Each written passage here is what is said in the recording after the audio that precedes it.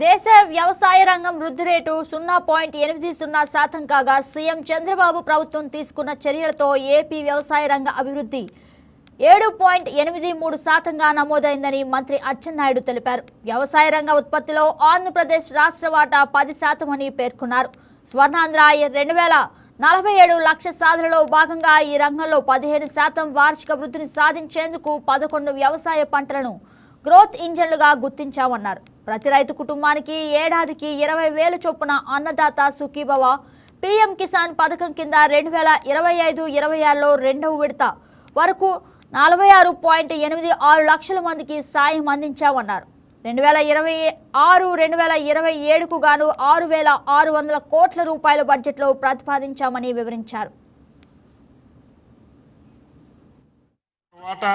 10% అని గర్వంగా తెలియజేస్తున్నాను.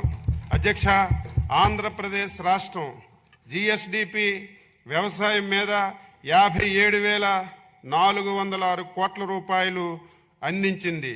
వృద్ధి రేటు పరంగా చూస్తే 3.91%గా నమోదైంది.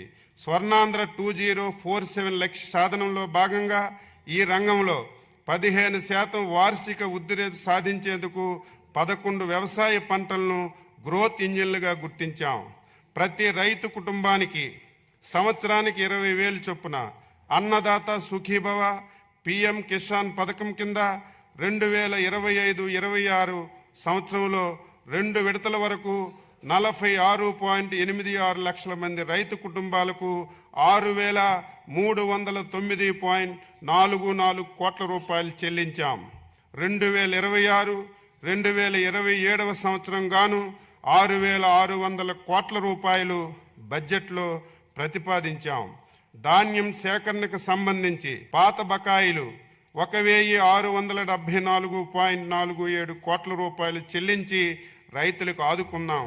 గత ప్రభుత్వం రైతుకి ఉన్న చేదు అనుభవాలను తొలగించి 2025-26 సీజన్లో 51 లక్షల టన్నుల ధాన్యం సేకరణ లక్ష్యంతో పనిచేశాం. 11/2/2026 నాటికి 10,571 కోట్ల రూపాయలు 7,31,957 మంది రైతుల ఖాతాల్లో జమ చేశాం. అందులో 55% డబ్బులు 8 గంటల లోపే వేశాం. 38% డబ్బులు 8 నుంచి 24 గంటల్లో జమ చేశాం. రైతన్న మీకోసం కార్యక్రమంలో రైతుకి ఆదాయం పెంచేలా రైతు సేవా కేంద్రం స్థాయిలో ప్రస్తుతం రబీ, రాబోయే ఖరీఫ్, రబీ 3 సీజన్లకు పంట ప్రణాళికలను తయారు చేసి అమలు చేయడం జరుగుతుంది. దేశ వ్యవసాయ రంగం ఉత్పత్తిలో ఆంధ్రప్రదేశ్ రాష్ట్ర వాటా 10% అని గర్వంగా తెలియజేస్తున్నాను.